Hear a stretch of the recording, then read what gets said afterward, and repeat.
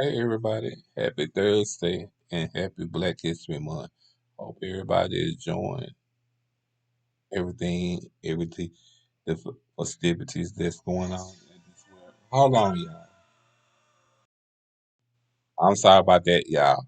It just seems like to me every time I get to starting to work or do something or record my videos or whatever, that's when the people get ready to call me. They ain't never trying to call me when I'm not doing nothing. But to make a long story short, uh happy Thursday and um happy Black History Month. And I hope everybody enjoy the festivities for Black History. Today I want to talk about people that get themselves in trouble and then ask God for their help. And then after God give them the help that they ask for, they forget all about God. So I was just like,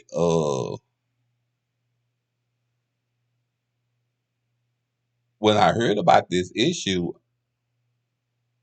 I was surprised. A lot of people asked me about it, and I wanted to touch on some subjects. Yeah, I don't usually talk. I do talk a lot about my personal life, but when I do talk about my personal life, it be real. It be some real stuff. I'm not like most YouTubers, where I can't I don't need you all of my business because the whole point of us making this platform is for y'all to know. And the whole point for us making this platform for y'all to know what kind of life that we had and what type of life that we live. So on that note, it was a lot of times that I got in trouble. And it was a lot of times that I used to ask God over and over for his help. I remember I used to ask God and say, uh, God, if you let me out this situation, I won't sell no more drugs. Or God, uh matter of fact, let me back this up. I remember me going to prison one time. And I went to prison and I said, if God, you let me out of prison this time, I promise you, I won't get out and sell no more drugs. Yeah, let me tell y'all something. I got out and did the opposite. I didn't get out and sell the drugs that I was selling when I went in prison for, but I still got out selling drugs, knowing that I gave God my word. And um I did it's like I disobeyed God. And in the Bible, we was brought up in church. In the Bible it says that we have a jealous God. My mama used to tell me this all the time, but I never would listen. And that's just like now. I'm in the predicament where I'm paralyzed. I'm laying in the hospital bed and I can't move. And I feel like that I don't feel like I feel like some of the choices that I made had everything to do with me not listening. When I was trying to keep helping people and people was just kind of keep running over me and God was trying to get my attention and I wasn't giving him my attention. My mama always was sitting there saying that because I was dressed up in dresses and stuff, I was wearing hair and stuff. Well, I mean, on different hills, I can't move, so I can't get up like I did, but I can still put my makeup on. I just ain't been able to put my makeup on yet, y'all, because I ain't been able to go get none. But oh yeah, when that is done, it's done. But come to find it out, um, like my wigs and stuff, you know, I don't necessarily think God punished you for being who you are because I feel like God know who you was gonna be before you start getting out there doing what you was doing. I feel like that's a thing where your parents want to make you feel that. I feel like it don't have anything to do with you doing. what you doing and you living in your truth. And but then I also feel like sometimes it's like almost hard to live in your truth because your family make it hard to live in your truth. Because like I sit there and said, when I got out, I didn't know what I was going to do. I didn't know what kind of decision I was going to make because I didn't really too much have nobody there for me. You understand what I'm saying? This was way before I met my ex. You know what I'm saying? Only thing I had to do, only thing I knew to do before I even started to get anything back together, my Social Security, I had to learn how to um go back to hustling without getting caught and without being on while I'm on parole.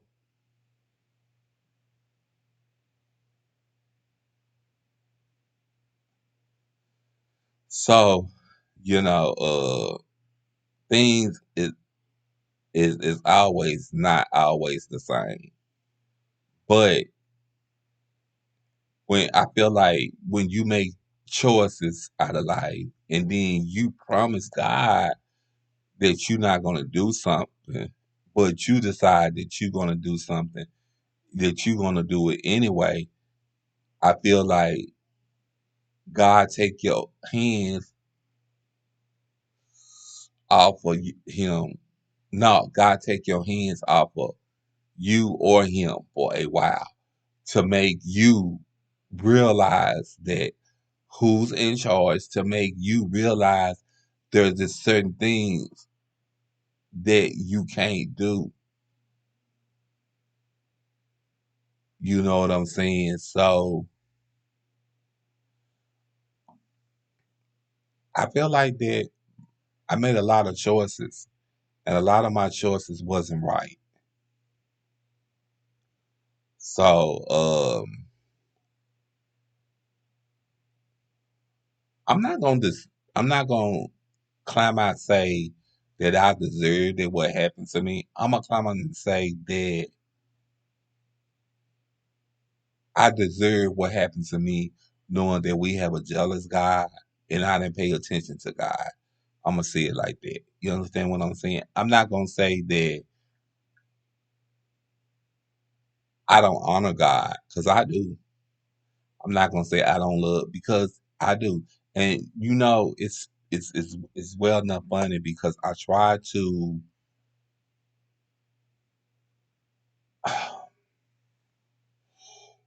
I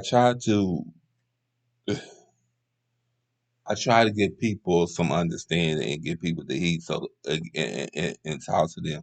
So that way the things that I went through or the things that I'm going through in life that they don't have to go through 'em. You know, I let my nephew and them know, no, don't do this, you know, because I don't want y'all going through that. You understand what I'm saying?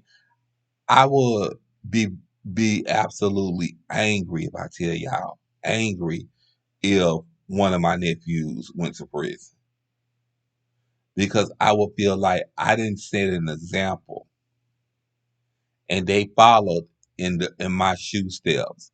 That's why I do what I do. That's why I'm making a website to talk to young kids. That's why I do YouTube.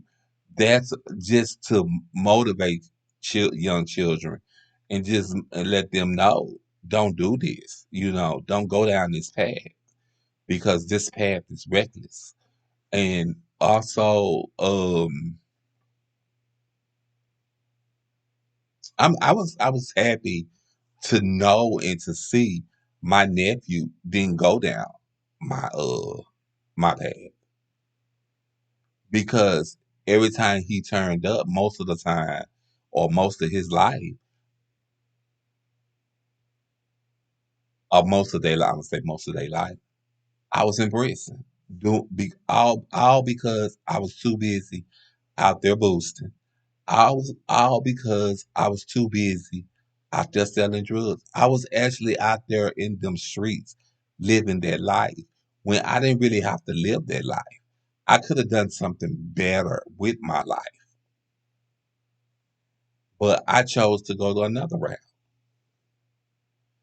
And I'm actually happy and I'm actually proud of my nephew. I only got one nephew. I got more than one nephew, y'all, but I got one nephew and one niece that they grown. And I'm proud of both of them. I'm proud of them because they didn't go down the same road that I went down. And they could have made different choices. And they didn't. I say this all the time. It's in my book that I'm saying that I'm proud of my sisters now. They didn't go down the road that I went down. They made better choices. You know what I'm saying? You know, I wasn't able to get I may have not been able to get a job because of my seizures. And I may had when I left home gave my income to my mama where I thought that she could take care of my sister and them and do what she was supposed to do. Whether she did it or not, that's on her. That's something that she have to repent for. I don't know. But what I do know, I try to make the right decisions in my life now. I don't want to get up in age where I'm 87, 88, 89, not in my 90s and not doing what I was supposed to do. So I listen, and I'm listening to God, you know, and I'm just taking everything in heed and just doing what I'm supposed to. And I'm here for anyone to talk to. You can talk to me through YouTube or my channel, but you also can talk to me uh through my email. But basically, you can talk to me through my channel, and you can always reach me on my channel, and I will be there to talk to you. I will be there. You can do Q&As with me, and I will be there to answer the questions. You know, just because if your parents is not listening to you, don't give up because somebody's out there will. You know, trust me. I love y'all.